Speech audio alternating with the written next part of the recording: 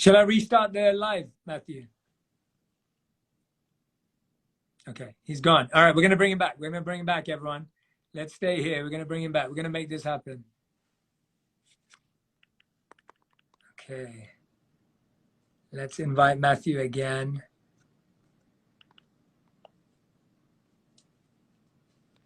Okay, inviting Matthew again. Let's see if we have works. Audio and video, Matthew, sir.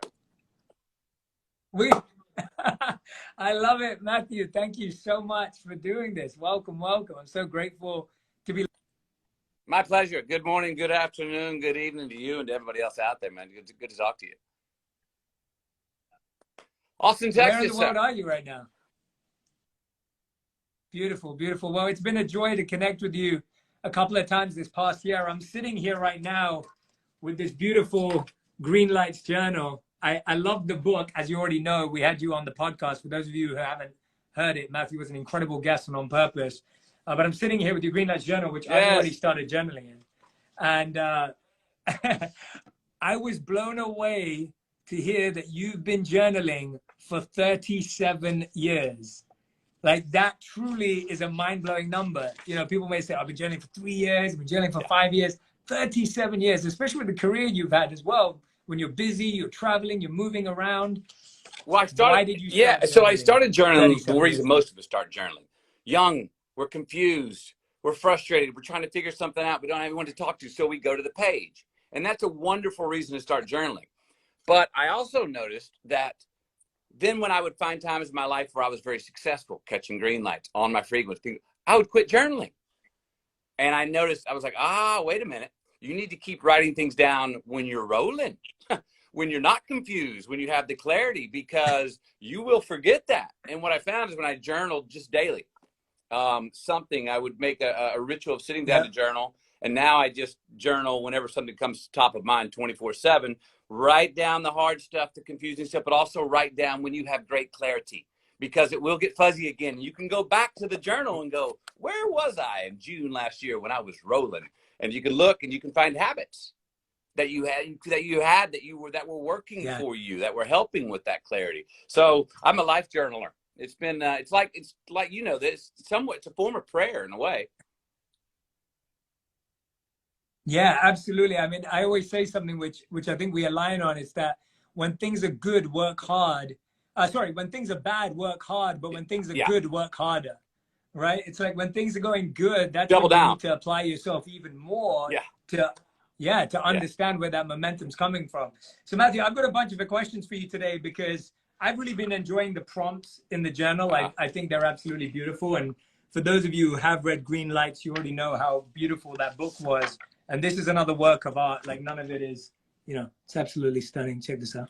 But okay, so these are the questions I have for you. The first question I have for you is, what's your favorite journal entry? Do you have an entry that you go back to more than any other my entry? favorite one now that I do keep going back to, that is almost, it's quite lyrical, but it has me, I think about it differently every time I go back to it, is going forward to mystery, looking back to science.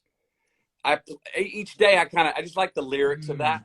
And I think it's something that I got from looking at my journal and then writing a book. Is I went back and looked into the void in my past over my shoulder, which I don't like to do very often in life. But when I look back and I went moment by moment and beat by beat through my life, getting up to 50 years, I was like, oh, now I see where all the dots connect. It's a science, exactly how I got here right now. And it didn't make any sense until I connected the dots.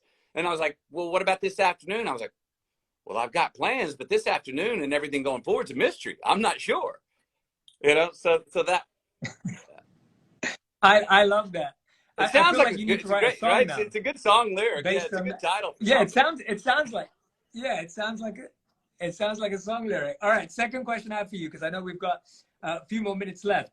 What's the craziest place you've ever sat down to journal? Do you have like a memory of like a weird place, a surprising place that you wouldn't usually sit down? It was an odd place. I was in the middle of the Sahara Desert in 1999, and I found this concert. And I would listen. It was a 3-day concert, and it ended with one of my favorite musicians, Ali Farka Touré, playing. And I was walking the last morning with sunrise, and I'd been out of water for about 20 hours, and I was getting really thirsty. And I sat down and wrote a song called Little Mermaid. It was all about a water motif. I think it's because I was so doggone thirsty. But I sat down and watched sunrise in the middle of the Sahara Desert, sun rising on me, and I wrote in my desert and ended up writing a song that morning called Little Mermaid.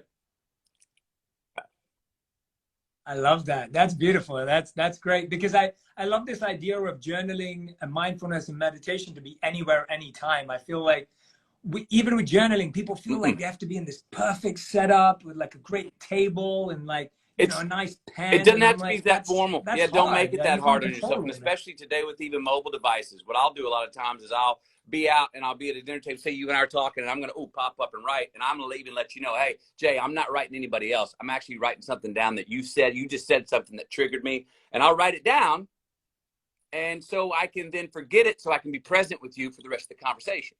Because we all know when we're in conversation with somebody at dinner, you have an idea, and if you don't write it down, you're holding about 10% of your brain the rest of that dinner going, don't forget that great thing that was said. Don't forget that. Don't forget that. So we're not really present. So I'll write it down. Then I'll go home and transfer it to the journal. Yeah. We have to get out of our heads. It's the only way to get out of our heads onto the page. And my next question for you is, what's your advice for people who say they don't have time to meditate, to journal, to practice mindfulness? How does someone get over that hurdle that they've created in their mind? There again, somehow in that person's mind and our mind, when I do it, we've created the idea of our own time, journaling, meditating, as a contradiction to the rest of our life. And I think that you don't look at it like that. See it as it's part of life.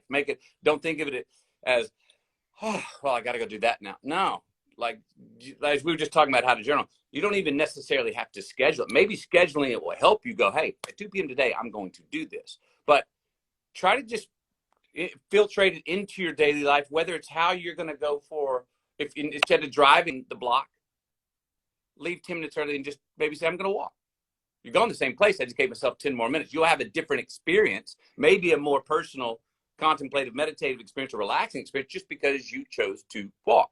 Any way we can find these days to just exhale a minute, take a breath, let the world settle down. You know, we got all these responsibilities, and they stack up on top of us. Vertically stacked, they get heavy on our shoulders. When we do take this time to write down or meditate, they all of a sudden the vertical stack lays down, and it's lateral. And you can get the same amount of stuff done, but you can do it laterally and with less pressure. So I think it's about infiltrating it into just a rhythm of your day. I love that. That's such a great way of explaining it. And I hope everyone starts to reshift their mindset around that and reframe that. Okay, 2 last questions, Matthew. This question is probably a simple one for you. You had this beautiful line here at the beginning of the journal. It says, we all ask ourselves questions. Let's make sure we answer them. I wanted to know, what's been one of your favorite questions to ponder? What's been a question that is like an easy one that you can ask yourself regularly that provides a new response? I mean, I love asking myself the question, and others, is, what are we doing? What are we doing, man? You know, before, and even practically speaking, through the day of work, or ask yourself before a meeting, what are we doing? What's my goal here? What do I want out of this? What are we trying to get? But also just daily in life, our value systems take different order as we grow older, you know, and it'll move around throughout life. But each season of our life, or each day, you can ask, what are we doing? What am I doing here? What am I out for? What can turn me on? What's going to light my fire? What's the overall objective? And can you and I agree on it? Can we agree on it with some of our peers, our families, our circles, strangers? That question is a great question. So what are we doing in this thing called life? What are we doing? That's a great question. I love that question. I think that's a brilliant one. I hope everyone sits down and takes some time to answer that question with their friends. And remember, make sure you answer them. You don't need to be armchair philosophers coming up with great conversation, but make sure you actually get to an answer. Matthew, today's a really special day for me because I've partnered with Calm as their Chief Purpose Officer. We just launched the Daily J, so people can meditate with me every single day for 7 minutes a day. Very excited to have created something that anyone can join anywhere, anytime. Now, your sleep story on Calm is not only extremely popular, it's beautiful. I wanted to hear your experience about working with Calm on that sleep story, and how you chose that story, because I think it's Well, we such a chose beautiful that story example. because it's a bit of, we all have the boogeyman. We all have the monster in our mind. And usually it's in the dark, meaning usually it's the unknown, the thing we're ignorant of, and not necessarily a monster, not necessarily a boogeyman under our proverbial bed. It's usually just a blind spot. And that's a beautiful story because the young girl chases a blind spot. She goes to what would be a scary noise outside. Maybe it's unsafe. And what does she find? She finds a treasure. She finds love. She finds a place that is the safest place it could be. It's beautiful. You know, one of the funny, I remember in the experience of reading that, and I already was reading the nighttime story, so my addiction and my rhythm of my voice was already slowing down. But they were even pushed. They said, go back and do it even slower at the end. And I did it even slower. And then they go back. And this last two paragraphs, do it even slower.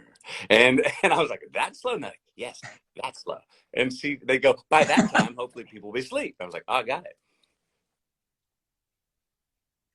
Well, that makes me feel better because they gave me a lot of feedback too. So now I feel better that if they were giving you feedback, then if I'm getting feedback, then that's okay. I love it. Matthew, you've been incredible. I've loved having you on the podcast. I've loved talking to you about all the incredible work you're doing. I want everyone to know Green Lights Journal is out right now. If you love the book, get this journal too. And if you didn't read the book, I highly recommend that. And then this is a beautiful companion to the book as well. Matthew, thank you for joining me today.